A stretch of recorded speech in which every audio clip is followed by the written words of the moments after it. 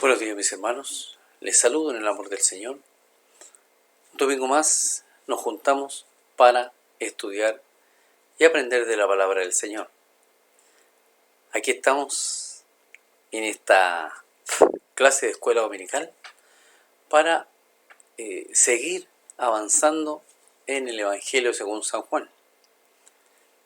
Nuestro hermano Manuel, el domingo anterior, nos estuvo hablando de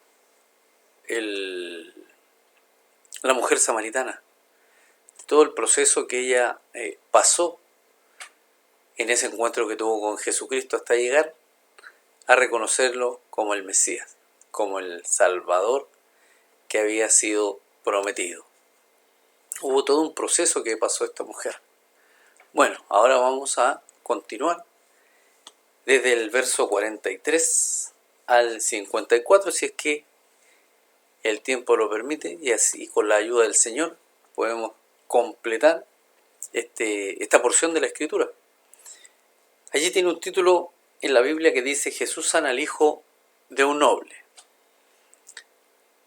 Pero al ver y al estudiar el texto, le he puesto por nombre yo fe y obediencia a la palabra viva. Esto obviamente guiado por el Espíritu Santo. Así es que vamos a orar para dar comienzo a esta clase de escuela dominical. Desde ya les saludo en el amor del Señor. Sí, a cada uno, a cada una de mis hermanos y hermanas a través de la pantalla, por este medio por el cual nos podemos reunir en este tiempo. Así es que le invito a que nos pongamos en una posición reverente allí para con nuestro Señor y oremos juntos en este tiempo. Dios Todopoderoso, le damos gracias en esta mañana por poder estar una vez más reunidos, Señor, en torno a su palabra, mi Señor amado. En esta clase de adultos y jóvenes de escuela dominical, Padre mío, bendiga a mis hermanos. Les doy gracias por cada uno de ellos que tienen el tiempo y la disposición, Señor, para reunirnos, Señor, en torno a su palabra. Sea su Espíritu Santo guiándonos en este tiempo, Señor. Sea su palabra hablando en nuestras vidas, Señor, ministrándonos, Padre mío, según el conocimiento que usted tiene de cada uno de nosotros, mi Señor amado. Sea su palabra viva y eficaz en nuestras vidas, Señor, que podamos ser oidores y también hacedores de su palabra, Señor, y a la vez transmisores, Señor, para llevarla a todos aquellos que aún no han tenido la oportunidad, si se quiere, de recibir su palabra, Señor, de recibir las buenas nuevas de salvación. Mi Dios Todopoderoso, gracias le doy en esta mañana. Y junto con mis hermanos, Señor, nos disponemos en sus manos, mi Señor amado, a su entera y perfecta voluntad. Y en el nombre de nuestro Señor Jesucristo. Amén y amén. Vamos entonces a dar lectura a la palabra del Señor, desde el verso 43 al 54. Dice así la palabra del Señor. 2 días después salió de allí y fue a Galilea, porque Jesús mismo dio testimonio de que el profeta no tiene honra en su propia tierra. Cuando vino a Galilea, los galileos le recibieron, habiendo visto todas las cosas que había hecho en Jerusalén, en la fiesta, porque también ellos habían ido a la fiesta. Vino pues Jesús otra vez a Caná de Galilea, donde había convertido el agua en vino, y había en Capernaum un oficial del rey, cuyo hijo estaba enfermo. Cuando oyó que Jesús había llegado de Judea a Galilea, vino a él y le rogó que descendiese y sanase a su hijo, que estaba a punto de morir. Entonces Jesús le dijo: si no viereis señales y prodigios, no creeríais. El oficial del rey le dijo: Señor, desciende antes que mi hijo muera. Jesús le dijo: ve, tu hijo vive. Y el hombre creyó la palabra que Jesús le dijo y se fue. Cuando ya él descendía, sus siervos salieron a recibirle y le dieron nuevas diciendo: tu hijo vive. Entonces él les preguntó a qué hora había comenzado a estar mejor. Y le dijeron: ayer a las 7 le dejó la fiebre. El padre entonces entendió que aquella era la hora en que Jesús le había dicho: tu hijo vive, y creyó él con toda su casa. Esta segunda señal hizo Jesús cuando fue de Judea a Galilea. Entonces comenzamos, amados hermanos, esta clase de escuela dominical. Entonces tenemos que nuestro Señor Jesucristo fue a Galilea. En su regreso, aleluya, bendito Dios. Allí, entonces, como les decía, en su regreso, la razón por la que Jesús tomó la decisión de ir a Galilea nos puede parecer un tanto enigmática, porque Jesús mismo dio testimonio de que el profeta no tiene honra en su propia tierra. Ahora bien, antes de pensar en lo que quería decir con esta frase, es necesario que consideremos a qué se estaba refiriendo con su propia tierra. Todos sabemos que Jesús había nacido en Belén de Judea, al sur del país, pero nunca vemos a lo largo de los evangelios que él volviera allí, ni que tampoco considerara aquel lugar como su ciudad. Por el contrario, él se había criado en Nazaret, al norte del país, en Galilea, y llegó a ser conocido como Jesús de Nazaret. Juan 18:5 le respondieron: a Jesús Nazareno. Jesús les dijo: yo soy. Y estaba también con ellos Judas, el que le entregaba. O también Jesús, el hijo de José de Nazaret. Juan 1:45. Felipe halló a Natanael y le dijo: hemos hallado a aquel de quien escribió Moisés en la ley, así como los profetas, a Jesús, el hijo de José de Nazaret. Y cuando comenzó su ministerio público, se trasladó a Capernaum, también en Galilea, desde donde estableció su base de operaciones. Mateo 4:12 y 13. Jesús oyó que Juan estaba preso, volvió a Galilea. Y dejando a Nazaret, vino y habitó en Capernaum, ciudad marítima, en la región de Zabulón y Neftalí. Por lo tanto, podemos decir que su propia tierra no se refería al lugar de su nacimiento en Belén, sino a la tierra de Galilea, primero en Nazaret y luego en Capernaum. Una pregunta: ¿por qué tomó Jesús la decisión de regresar a Galilea en este momento de su ministerio público? Realmente puede parecer un poco extraño, y que después de la popularidad que había llegado a tener en Jerusalén, Juan 2:23, estando en Jerusalén en la fiesta de la Pascua, muchos creyeron en su nombre y viendo las señales que hacía. Y en Judea, Juan 4:1, cuando pues el Señor entendió que los fariseos habían oído decir: Jesús hace y bautiza más discípulos que Juan. Entonces su popularidad iba en aumento, iba creciendo por todas estas señales que el Señor hacía, ¿cierto? Entonces Jesús deja todo, abandona todo y regresa nuevamente a Galilea, una zona que en todos los sentidos estaba lejos del área de influencia del judaísmo ortodoxo. Allí no había ninguna posibilidad de progresar si su intención era llegar a ser alguien importante a nivel nacional. Sin duda el Señor sabía esto, y por eso regresó allí, evitando de esta forma el peligro de seguir ganando una fama y prestigio que hubieran provocado un enfrentamiento directo con los fariseos. Ya había tenido encuentro con los fariseos, ¿se recuerda usted en los comienzos del capítulo de este libro? Lo que habría precipitado la crisis final antes de la hora señalada. En Galilea estaba su familia y la gente que le había visto crecer desde bien joven. Y según el dicho de Jesús, en ese ambiente no había ningún peligro de alcanzar más popularidad. Es triste decirlo, pero el principio que el Señor enunció aquí es totalmente cierto. El profeta no tiene honra en su propia tierra. Por un lado, difícilmente estamos dispuestos a aceptar que alguien que ha crecido junto a nosotros pueda llegar a ser más que nosotros. Pero por otro lado, todos tenemos cierta tendencia innata a admirar mucho más a los que vienen de afuera que a los que son de casa. ¿Se le viene algo a la memoria en este momento?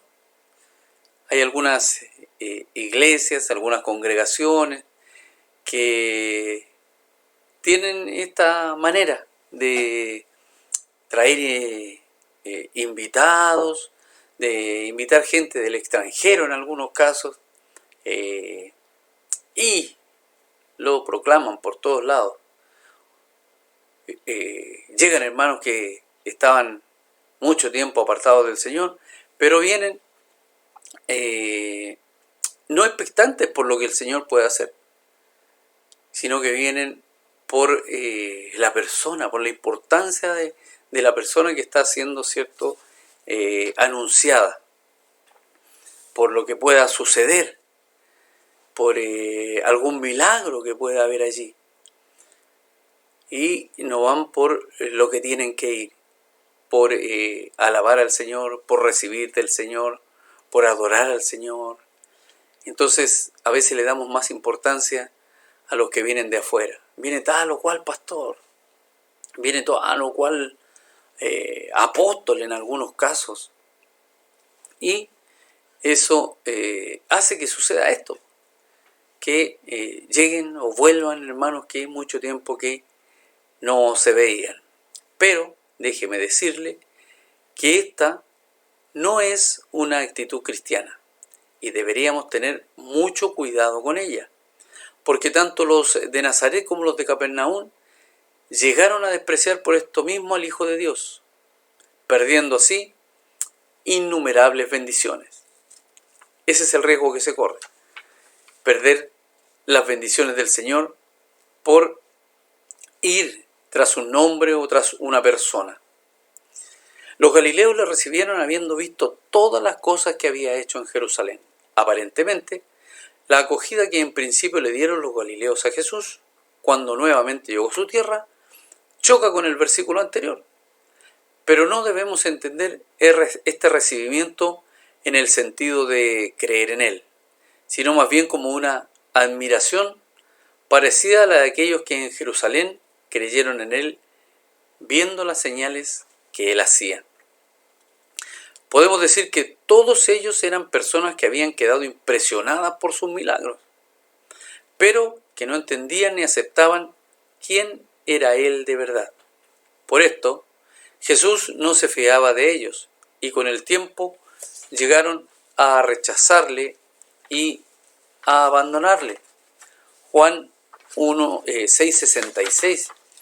Desde entonces, muchos de sus discípulos volvieron atrás y ya no andaban con él. Ya tenían lo que querían en algunos casos, ver algún milagro o recibir algún milagro, pero no andaban con el Señor por lo que Él era, no andaban con el Mesías por lo que Él era, sino por lo que hacía, por los milagros. Había en Capernaum un oficial del rey cuyo hijo estaba enfermo. En su regreso, Jesús fue primeramente a Caná de Galilea, donde había convertido el agua en vino. Recordaremos que allí había hecho su primera señal y sus discípulos habían creído en él. Juan 2:11. Este principio de señales hizo Jesús en Caná de Galilea y manifestó su gloria y sus discípulos creyeron en él. No sabemos cuánto tiempo permaneció en Caná, pero allí tenía al menos un hogar abierto donde hospedarse, en la casa de uno de sus discípulos, Natanael. Juan 21:2. Estaban juntos Simón Pedro, Tomás llamado el Dídimo, Natanael, el de Caná de Galilea, los hijos de Zebedeo y otros dos de sus discípulos. Muy pronto, la noticia de su llegada se divulgó por las ciudades de alrededor. Y el texto que acabamos de leer nosotros, ¿cierto?, nos dice que alguien se interesó especialmente por su visita. Este fue un oficial del rey que vivía en Capernaum. a unos 25 kilómetros aproximadamente de Caná. Este tenía a su hijo enfermo y no dudó en ir rápidamente hasta donde Jesús estaba para rogarle que le ayudara. Esta distancia se recorría aproximadamente en un día. En cuanto a este oficial del rey, es muy poco lo que sabemos de él. Debía ser un hombre de cierto rango dentro de la corte de Herodes Antipas, que aunque aquí es mencionado como rey, sin embargo gobernaba como tetrarca, si bien era conocido de esta manera, ya que su padre, Herodes el Grande, había sido rey antes que él. Pero el detalle realmente importante es que tenía un hijo enfermo, que estaba a punto de morir. Esto nos recuerda una vez más que la enfermedad y la muerte no hacen distinción entre personas. Lo mismo le son los ricos que los pobres, los niños que los adultos. ¿Se recuerda usted en un principio cuando partió la pandemia esta del COVID-19? Todos decían que estaba o atacaba más a los adultos mayores, a las personas con enfermedades de riesgo. Sin embargo, con el pasar del tiempo, no solamente fueron los adultos mayores, no solamente fueron personas con enfermedades de riesgo, sino también fueron personas que podría decirse que eran sanas y también fueron presa de este virus. Así que las enfermedades no hacen distinción de personas, ni distinción de edades, ni distinción de clases sociales. Ahora bien, podemos imaginarnos la angustia del padre viendo cómo la vida de su hijo se iba sin que él pudiera hacer nada. Es complicado y me pongo en el lugar de este padre. Ver un hijo enfermo, ver que los médicos hacen exámenes y no encuentran un tratamiento, no encuentran algún remedio. Ahí solamente nos queda, amados hermanos, confiar en el Señor, disponernos en las manos del Señor, entregarnos en las manos del Señor para que Él obre su perfecta voluntad. Es triste ver que un hijo llega al sepulcro antes que su padre.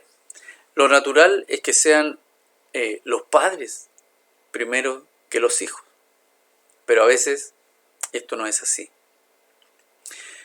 A pesar de la angustia del padre por la inminente pérdida de su hijo, sin embargo, lo dejó, ¿cierto? Lo deja allí e hizo el viaje que separaba Capernaum de Canaán para ir a buscar a Jesús. Por supuesto, dada su condición y las circunstancias, recordemos que era un oficial del rey, o como dice en el título de la Biblia, era un noble.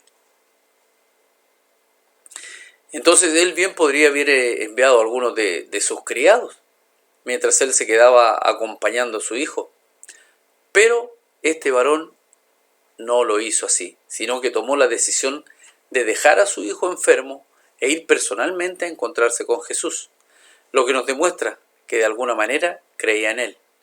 Y aunque no sabemos el grado de interés o de identificación que había tenido con el ministerio que llevaba desarrollando nuestro Señor anteriormente en Capernaum, evidentemente este varón había oído hablar de nuestro Señor Jesucristo y tenía la información necesaria para que la fe pudiera haber llegado allí a germinar en su corazón.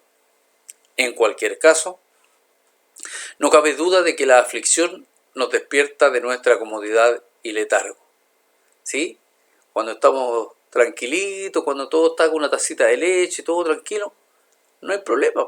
¿Ah? Estamos tranquilos, estamos relajados, pero cuando se nos avecina una tormenta, un remesón allí, esto nos saca de esa comodidad. ¿Y qué hacemos?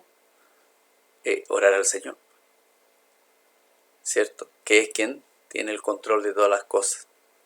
Pero debemos en todo tiempo orar al Señor, no solamente en la necesidad o en la aflicción o en la tormenta para que el Señor nos socorra, sino que en todo momento debemos tener esta relación, esta comunicación con nuestro Señor. Debemos impulsarnos, ¿cierto?, a buscar a Jesús. Y aunque tal vez esta no fue la experiencia exacta de este oficial, sí que ha sido la de muchos otros, ¿cierto? Dice la Escritura que le rogó que descendiese y sanase a su hijo. Ya hemos señalado que su hijo estaba a punto de morir, por lo que el asunto era realmente urgente.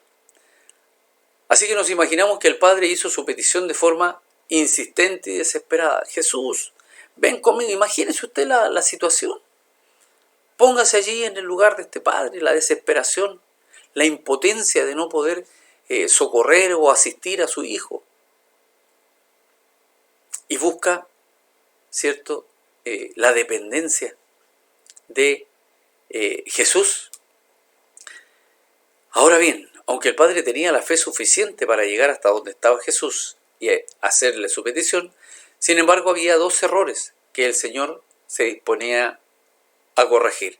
El primero de ellos es que este varón dio por sentado que para sanar a su hijo Jesús tendría que ir hasta Capernaum, porque si bien creía que allí es donde Jesús estuviera, ¿cierto?, la enfermedad huiría.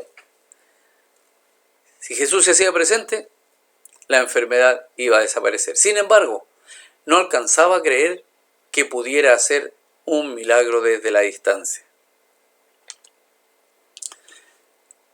Lo que a lo mejor este varón vio fue siempre a Jesús haciendo milagros presenciales. Entonces, bajo mi punto de vista o mi opinión, es probable que por eso le solicita a Jesús que vaya a ver a su hijo. Él no sabe que nuestro Señor Jesucristo solamente con su palabra puede hacer las cosas posibles. Y el segundo error por el que Jesús se lamentó fue porque este hombre, como muchos otros, aunque había oído y visto muchos de los milagros de Jesús, su confianza tenía que ser constantemente alimentada por nuevas señales y prodigios. Le costaba creer en Cristo y en su palabra si no iba acompañado por algún milagro. Hay muchas personas que son así, ¿no?, que ver para creer. ¿Se recuerda usted de Tomás? He ahí un ejemplo. Así que, como veremos a continuación, el Señor se dispuso a sanar a su hijo de tal manera que su fe fuera libre de estos dos errores. La fe, estamos hablando de este oficial del rey. Y así pudiera crecer. De hecho, notemos que a pesar de la urgencia del estado del hijo, Jesús comenzó por tratar la fe del Padre. Todo esto nos debe hacer pensar que en nuestras propias vidas y circunstancias, Dios está más interesado en fomentar nuestra fe antes que en librarnos de todos los problemas que pudiéramos tener. Allí es donde está el interés de nuestro Señor Jesucristo, que nuestra fe vaya acrecentándose, vaya creciendo, vaya siendo fortalecida. Y así Él, ¿cierto?, nos librará de los problemas. Nadie dijo que no tendríamos problemas, amados hermanos. Pero ahí tenemos el socorro, la ayuda, el auxilio de nuestro Señor Jesucristo. Pero tenemos que aprender a esperar en su voluntad. Jesús le dijo: si no viereis señales y prodigios, no creeréis. Esta palabra del Señor se aprecia aquí en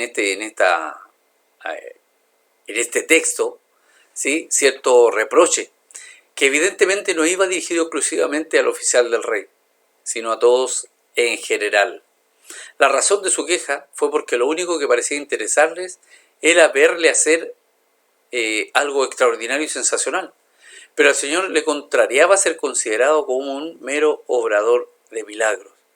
Ese no es el propósito por el cual el Señor el Señor vino a esta tierra solamente a hacer milagros. No, eso es una añadidura, ¿cierto? Que el Señor manifestó en ciertas ocasiones para hacer crecer la fe de quienes eran beneficiados con estos milagros. Nunca debemos olvidar que los prodigios que hacía Jesús eran señales que indicaban alguna verdad espiritual acerca de su persona y obra. En ese sentido, servían para despertar la fe de la gente que los veía o los recibía, como le estaba comentando recientemente. Juan 14:11 nos dice: creedme que yo soy en el Padre y el Padre en mí. De otra manera, creedme por las mismas obras. Pero si las personas solo se quedaban admiradas por el extraordinario poder de los milagros, estarían perdiendo de vista su verdadero propósito, que era mostrar que Jesús es el Cristo, el Hijo de Dios, el Mesías, y para que creyendo tuvieran vida en su nombre. Juan 20, 30 y 31 dice: hizo además Jesús muchas otras señales en presencia de sus discípulos, las cuales no están escritas en este libro. Pero estas se han escrito para que creáis que Jesús es el Cristo, el Hijo de Dios, y para que creyendo tengáis vida en su nombre. En este sentido, los milagros tuvieron mucha importancia en la fase inicial del ministerio de Jesús, porque lo acreditaban como el Mesías prometido, como el Mesías esperado. Sin embargo, después de que el Señor había hecho tantas señales entre ellos, no era razonable que la gente rehusara creer en Él, sino que seguía haciendo nuevos prodigios. Y este era también el problema del oficial del rey, que no podía creer la palabra de Jesús a no ser que fuera acompañada de algún milagro. Estando ausente este requisito, su fe corría peligro de expirar. Y eso en el tiempo presente también sucede, ¿cierto? Si no se ve el milagro, si no se ve la señal, se deja de creer. El caso de este angustiado padre es muy común también en nuestros días. Así que Jesús aprovechó esta ocasión para enseñarnos a todos nosotros un principio fundamental. La verdadera fe debe apoyarse en su palabra, sin tener necesidad de ver señales o milagros. Además, debemos tener presente que Satanás también es capaz de realizar señales y milagros para engañar, y que esta será la táctica que usará el anticristo cuando venga. Segunda de Tesalonicenses 2, versículos 8 y 9. Y entonces se manifestará aquel inicuo a quien el Señor matará con el espíritu de su boca, y destruirá con el resplandor de su venida. Inicuo cuyo advenimiento es por obra de Satanás, con gran poder y señales y prodigios mentirosos. Ojo, amados hermanos. Por esta razón, el Señor quiere que nuestra fe esté basada fundamentalmente en su palabra. Jesús le dijo: ve, tu hijo vive, y el hombre creyó. No es difícil imaginar en la angustia del padre, que es como comentábamos recientemente, ¿cierto? La angustia, la impotencia, la desazón de este padre por la enfermedad y posible muerte de su hijo. Mientras pensaba que su hijo, ¿cierto?, estaba muriendo, en estos momentos él no estaba preparado para mantener una discusión teológica con Jesús acerca del lugar que los milagros y la fe deben ocupar en la vida del hombre. Así que, preocupado, ¿cierto?, por el estado de salud de su hijo, no parecía atender a ninguna otra cosa. De ahí su renovado clamor: Señor, desciende antes que mi hijo muera. Pero, como hemos dicho, el Señor no solo veía la necesidad del hijo enfermo, también estaba preocupado, ¿cierto? Estaba ocupado por la fe del Padre. De hecho, casi nos atreveríamos a decir que el punto central de todo el pasaje tiene que ver con la fe del Padre. Así pues, el Señor atendió a la súplica del Padre, ¿sí?, pero no como el Padre esperaba. No le acompañó hasta Capernaum, en donde estaba su hijo enfermo. Tampoco hizo ninguna señal, ni apeló a ninguna emoción o sentido. No hizo ningún ritual. No gritó, no alardeó, nada. Nada de eso hizo nuestro Señor Jesús. Lo único que le dio fue su palabra. Ve, tu hijo vive. De esta manera se subraya la lección que le estaba intentando enseñar. La fe debe descansar únicamente en la palabra de Dios. Y este hombre creyó la palabra que Jesús le dijo. Habiendo llegado a este punto, es importante que nos preguntemos cuál era el contenido de la fe de este padre. E inmediatamente notamos que fue la palabra que Jesús le dijo. Por supuesto, la fe verdadera no consiste en creer cualquier cosa. Eso fácilmente puede ser superstición. Hay que aclarar que desde una perspectiva bíblica, la fe que Dios espera de nosotros debe estar basada en su palabra revelada.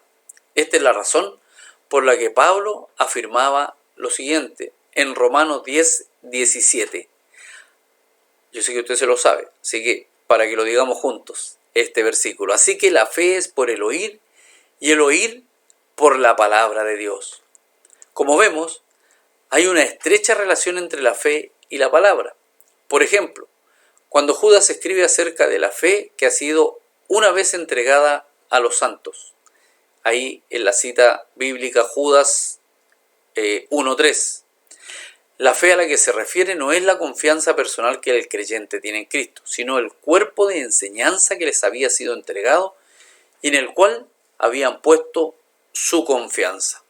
Creemos que es muy importante subrayar esta relación entre la fe personal y subjetiva con la palabra de Dios.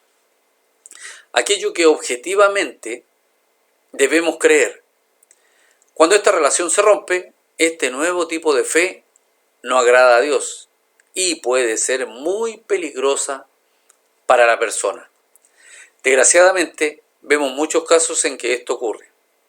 Por ejemplo, una persona presume de la fe que tiene en el santo de su localidad o en una imagen.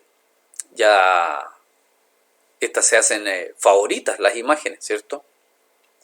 Pero hay que preguntarse, ¿dónde ha mandado Dios en su palabra que debamos depositar nuestra fe en santos o en imágenes? Lo que vemos es que de hecho Dios nos prohíbe poner nuestra confianza en nada que no sea en Él mismo, porque todo lo demás es esa idolatría que Dios condena. ¿Por qué? Porque una imagen, un santo o lo que sea, le quita, ¿cierto?, el lugar que Dios debe tener en nuestro corazón. Por otro lado, cada vez es más frecuente ver personas que confunden la fe con una especie de autosugestión. Por ejemplo, si quieren ver la sanidad de un pariente enfermo, creen que si llegan a convencerse suficientemente de que lo desean ardientemente, Dios les concederá lo que piden, porque lo están haciendo con fe, ¿cierto? No, dicen si piensa positivo, porque lo positivo atrae lo bueno, y hablan de muchas cosas que a veces ni saben ni conocen. Entonces, ¿dónde tiene que estar puesta nuestra confianza? En el Señor, no en algún ritual, no en alguna imagen, no en algún santo, en nada. Nuestra fe y nuestra confianza debe estar puesta en nuestro Señor Jesucristo. ¿Existe? ¿Cierto? Pero la fe que Dios espera de nosotros es una respuesta positiva a lo que Él ha revelado. Fuera de eso, no hay garantías de que Dios nos vaya a conceder nuestras peticiones. Y hemos de decir, en honor a la verdad, que en el tiempo presente Dios no se ha comprometido a solucionar todos nuestros problemas en el campo de la salud, la economía, el trabajo o en el área que haya necesidad. Creo fundamentalmente enfatizar esto porque cuando tristemente las cosas no ocurren como nosotros habíamos esperado, lo más fácil nos resulta echarle la culpa a Dios, ¿sí? Nos sentimos defraudados, porque Dios no me escucha, porque Dios ya no me oye, porque Dios no me contesta, porque Dios me dio la espalda, porque Dios ya no sabe que existo. Él es el culpable de todo. Pero nosotros hemos puesto nuestra confianza en otra cosa que no es Dios. Cuando en realidad el problema es que nosotros habíamos creído algo a lo que Dios en ningún momento se había comprometido. Entonces, cuidado con esas cosas, amados hermanos. Pero si nosotros encontramos una promesa clara en su palabra, podemos apropiárnosla, ¿cierto? Nos apropiamos de esta promesa y oramos con fe para que se cumpla en nosotros. Por ejemplo, cuando Santiago dice, si alguno de vosotros tiene falta de sabiduría, pídala a Dios, el cual da a todos abundantemente y sin reproche, y le será dada. Santiago 1:5. Aquí tenemos una promesa concreta, que cualquiera de nosotros puede solicitar o pedir, ¿cierto? Con fe. Y si lo hacemos así, Dios nos la concederá. Y por supuesto, cualquier persona que pida la salvación a Dios con arrepentimiento genuino, con arrepentimiento de corazón y creyendo con fe, ¿cierto?, que esa salvación es de la persona, también la recibirá, porque Dios así lo ha prometido. Volviendo al caso del oficial del rey, vemos que aunque Jesús no quiso acompañarle hasta Capernaum, tal como él lo había solicitado, lo había pedido, sin embargo quedó satisfecho con su palabra y no discutió. Así que se puso en camino, demostrando por su obediencia que su fe era real. Con esto llegamos a otro principio bíblico fundamental. Fe y obediencia deben ir siempre juntas. Demostramos nuestra fe por nuestra obediencia a la palabra. Tal es así que en ocasiones encontramos que la fe es descrita como la obediencia a la verdad. Primera de Pedro 1:22. Habiendo purificado vuestras almas por la obediencia a la verdad, mediante el Espíritu, para el amor fraternal no fingido, amaos unos a otros entrañablemente, de corazón puro. El Señor había percibido en el Padre un pequeño principio de fe, pero era necesario que este pequeño principio de fe que estaban haciendo allí, que se estaba formando, creciera desde ya y madurara allí en el interior de este varón. Y la forma de hacerlo es siempre por medio de la prueba. Primera de Pedro 1, 6 y 7.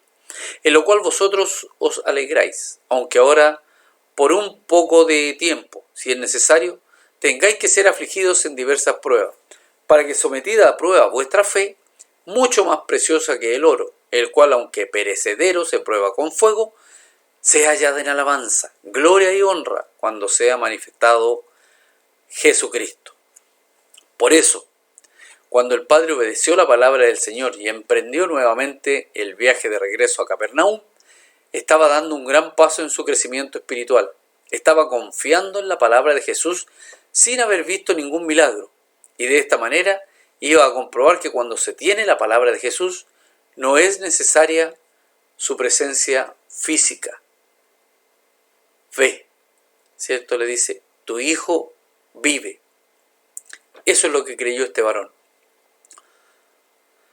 Aleluya. Sus siervos salieron a recibirle. Tu hijo vive. Suponemos que durante su viaje de regreso había un sinfín de pensamientos que se agolparían en la mente de este padre, ¿cierto? Pero aún así, la palabra de Jesús que él había creído le infundía nuevo ánimo y seguro que una paz y seguridad incomprensibles llenaban su corazón. ¿Cuántas veces? No me conteste, pero empieza a recordar cuántas veces esa paz y esa seguridad que el mundo no entiende, que el mundo no comprende, que al mundo le llama la atención porque como tan tranquilo, como tan relajado, podríamos decir. Eso es cuando la confianza nuestra, ¿cierto? Nuestra fe está puesta completamente en nuestro Señor.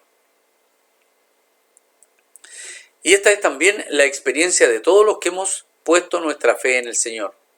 Nosotros también atravesamos este mundo, cual valle de sombra y de muerte, camino hacia nuestro hogar celestial, con la seguridad y la confianza que su palabra nos da. Todavía no hemos visto la plenitud de su salvación, ¿cierto? Pero sabemos, tenemos la certeza de que somos salvos. Pero la confianza en su palabra nos llena de gozo y ánimo para no desesperar. Estamos esperando, ¿cierto? En la voluntad, en el tiempo del Señor, en que nos vamos a reunir con Él. Entonces, el padre averiguó en qué momento el niño había comenzado a estar mejor y vio que había tenido lugar a la misma hora en que Jesús había dado su palabra. Y la conclusión inevitable a la que llegó es que la sanidad repentina de su hijo había tenido que ver directamente con la palabra dada por Jesús. Con esto el padre tuvo que aprender también que el método elegido por Jesús para sanar al niño era mucho mejor que el que había propuesto él mismo. Porque notemos que su hijo fue restablecido un día antes de lo que habría sido si Jesús hubiese ido con él. Hubiese tenido que pasar un día para que Jesús viera al niño y obrara la sanidad. Sin embargo, le dice a este varón: ve, tu hijo vive. Y un día después, cuando él llega a casa, se da cuenta que en el momento que Jesús pronunció la palabra, ve, tu hijo vive, allí obró la sanidad y este milagro que él estaba esperando. Una vez más, el Señor demuestra que sabe mejor que nosotros, ¿cierto?, lo que más nos conviene en cada momento. Nuestro Señor es maravilloso. Él sabe todo de nosotros. Y ahora el evangelista añade que creyó él con toda su casa. Creyó este varón y toda su casa. Es decir, su familia, sus siervos, toda la casa. Es cierto que el padre ya había creído, pero lo que necesitaba entender es que después de esta experiencia, su fe había llegado a ser mucho más profunda, mejor fundamentada. Tenía nuevas evidencias que la hacían mucho más segura y su conocimiento de quién era Jesús era totalmente nuevo. Y más hermoso todavía es el hecho de que su fe se extendió a toda su familia. Él fue el canal, el instrumento usado por nuestro Señor para llevar salvación a toda esa casa. Antes de concluir en nuestra clase, debemos considerar un último punto que tiene que ver con la relación que la fe y los milagros tienen entre sí. Porque la forma en la que Jesús respondió a la petición del Padre no solo sirvió para probar su fe, sino que planteó un punto importante. ¿Son las señales y los prodigios una causa para la fe? ¿O son estas el resultado de la fe? ¿Hay que ver para creer o creer para ver? Ayúdenos el Señor. Este mismo principio queda reflejado en el proceso que Jesús siguió para sanar al hijo del oficial. Fue necesario que el Padre creyera primero para poder ver el milagro realizado, para poder ver ese milagro que él estaba esperando, para poder ver que su hijo, ese que estaba a punto de morir, ahora estaba sano. Pero si bien es cierto que debemos creer antes de ver las grandes maravillas que Dios tiene preparadas para nosotros, también es verdad que esta fe que Dios espera que depositemos en Él se basa en evidencias sobrenaturales y milagrosas. Así como el oficial del rey fue hasta Caná de Galilea a buscar a Jesús, porque conocía de primera mano los milagros que había hecho en Capernaum, él había estado allí. Así que este conocimiento era toda la prueba que su fe necesitaba, y por lo tanto no había ninguna necesidad para exigir a Jesús nuevas evidencias. La fe que Dios espera de nosotros no es un salto al vacío, No implica un suicidio intelectual. No se trata de algo irracional. Es cierto que muchas personas lo entienden así y creen que la fe es algo subjetivo y personal que nada tiene que ver con realidades o hechos históricos. Y la historia nos ha dejado innumerables evidencias de cómo las mismas religiones han fomentado esta idea, obligando en muchos casos a sus seguidores a creer cosas irracionales por el solo hecho de que ellos las afirmaban. Sin embargo, esto es algo que no se puede afirmar del cristianismo. Dios ha revelado de diversas maneras a lo largo de la historia a la humanidad y ha querido que quedara constancia de ello en un libro que Él mismo, por medio de su Espíritu Santo, ha inspirado. Sí, la Biblia. Y cualquiera que la lea con atención se dará cuenta de que no se trata de un libro de mitos y leyendas o cuentos, sino que su contenido está fuertemente arraigado en la historia y viene avalado por una cantidad de testigos presenciales de los hechos. De hecho, el Dios de la Biblia, lejos de pedirnos que creamos sin exigir ningún tipo de evidencia, parece estar invitándonos una y otra vez a que investiguemos los hechos allí escritos. Por ejemplo, no nos dice que creamos que Jesús resucitó, sino que nos relata la historia de la resurrección junto con el testimonio de aquellos que lo vieron.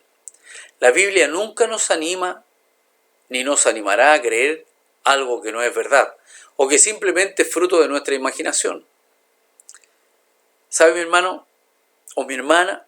Pero desgraciadamente muchas personas no se toman el interés ni dedican el tiempo para comprobar si lo que la Biblia dice es verdad. Y esta es la razón por la que nunca llegan a tener fe, pero nunca porque la fe bíblica sea absurda o irracional. Cuando el evangelista Juan termina su evangelio, dice que hay también otras muchas cosas que hizo Jesús, las cuales, si se escribieran una por una, pienso que ni aún en el mundo cabrían los libros que se habrían de escribir. Juan 21:25. Pero estas se han escrito para que creáis que Jesús es el Cristo, el Hijo de Dios, y para que creyendo tengáis vida en su nombre. Juan 20:31. De esta manera Juan nos revela cuál fue el propósito por el que escribió su evangelio. Proveer evidencia de primera mano, de primera fuente, sobre la venida del Hijo de Dios a este mundo, testigo presencial. Y dice que lo relatado en su evangelio solo era una pequeña muestra de todo lo que Jesús hizo, pero que era suficiente para generar la fe en cualquiera que de forma sincera quiera conocer la verdad. Por lo tanto, podemos decir que la fe encuentra una sólida base en las intervenciones milagrosas que Dios ha hecho a lo largo de nuestra historia. Y de manera especial a través de la vida de su propio Hijo, nuestro Señor Jesucristo. Y de la perspectiva divina, estas evidencias son suficientes para satisfacer aún al más exigente de los mortales. Por eso, a partir de aquí, Dios espera que los hombres depositen su fe en Él, si quieren ver y participar de todas aquellas cosas nuevas y maravillosas que Él ha preparado para su gloria celestial, en su gloria celestial. Aleluya, gloria al Señor. Este pasaje de las Escrituras me tocó profundamente, pues como familia pasamos por algo similar, pero el Señor obró y obró un milagro maravilloso, y estamos agradecidos del Señor por esto. Así que podemos contarlo como testimonio, que el Señor ha obrado un milagro maravilloso en nuestra familia. Yo sé que en la suya también. Así que eso es lo que tiene que compartir con aquellos que aún no conocen al Señor todavía. ¿Para qué? Para que puedan rendir su vida al Rey de Reyes y Señor de Señores. Amados hermanos, hasta aquí vamos a dejar me pasé un poquito para terminar con el pasaje completo. Ya estaremos continuando la próxima semana y comenzando el capítulo 5 del libro de Juan. Viene otro milagro del Señor, y así el Señor nos va a seguir mostrando en su palabra lo maravilloso que Él es y lo que está haciendo en nuestras vidas. Vamos a orar, amados hermanos, para dar por concluida esta clase de escuela dominical. Señor y buen Dios, gracias le damos en este momento. Gracias por este tiempo, Señor. Gracias porque usted está ocupado, Señor, en manifestar su palabra en nuestras vidas y a través de ella fortalecer nuestra fe. Señor, mostrarnos que debemos ser obedientes a esta, su palabra viva, Señor, su palabra maravillosa. Gracias le damos, Señor, por este tiempo. Gracias le doy por cada uno de mis hermanos, de mis hermanas, que, Señor, compartieron esta mañana esta escuela dominical, a los jóvenes que se pudieron integrar, Señor, en esta escuela dominical. Gracias le doy, mi Dios Todopoderoso, disponiéndonos y dejando todo en sus manos, a su entera y perfecta voluntad. Amado hermano, en el nombre de Jesús, amén y amén. Que el Señor les bendiga, un abrazo para cada uno y nos veremos pronto, si el Señor así lo permite. Bendiciones.